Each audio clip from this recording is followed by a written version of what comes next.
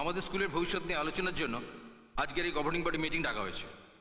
আমি প্রথমে অনুরোধ করব আমাদের স্থানীয় বিধায়ক শ্রী মধু দত্তকে তার বক্তব্য রাখতে। মধুবাবু, আপনি আমার বক্তব্য রাখুন। আমার বক্তব্য খুব পরিষ্কার।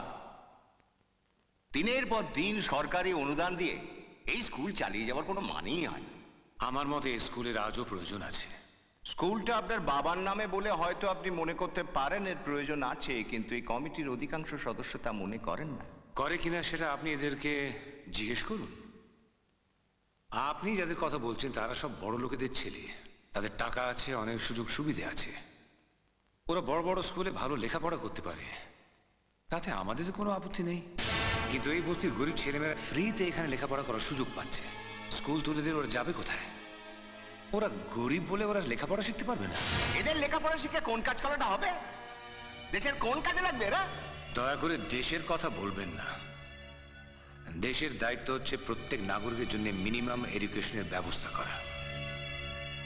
আপনি তো একজন বিধায়ক, নিজের বুকে হাত দিয়ে বলুন না আপনি কটা দায়িত্ব পালন করেছেন।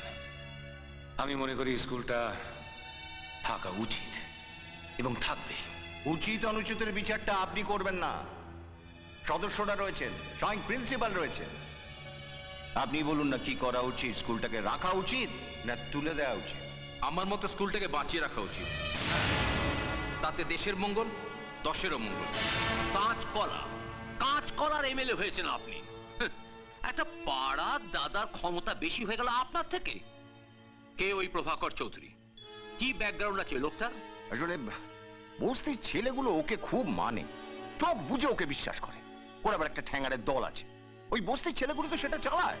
ও যা হুকুম করবে ওরা তাই করবে। তাহলে তো একদিন আপনার অবস্থাও ঢিলে হয়ে যাবে দেখি। হ্যাঁ, ওই লোকটির যা পপুলারিটি দেখছি, তাতে যদি ও নেক্সট ইলেকশনে দাঁড়ায়, আপনার তো জমানত বাজেয়াপ্ত হয়ে যাবে। দেখুন, ওই স্কুলের জমিটা আমার চাই, তা সে যেমন করেই হোক। শুনুন, যাদের জন্য লোকটি গলা ফাটাচ্ছে, যাদের কাছে লোকটি হিরো হয়েছে, তাদের কাছে ওকে ভিলেন বানান। আর তার মোক্ষম অস্ত্র হলো ওই স্কুল। এমন ঘটনা ঘটান যাতে সাপও মরে, লাঠিও না ভাঙে। একটা দুর্ঘটনা ঘটান ওই স্কুলে, যাতে বস্তির লোকেরা খেপে যায়। তাহলে স্কুলে ছেলে মেয়েদের পাঠানো বন্ধ তো করবেই, এমনকি ওই প্রভাকর চৌধুরীকেও বস্তিবাসীরা ছেড়ে কথা বলবে না। স্বপ্নে দেখা স্বপ্ন পরি, হাসি তার যোজনা মায়াবী, হরিণী চোখে তার মোহিনী যে দৃষ্টি।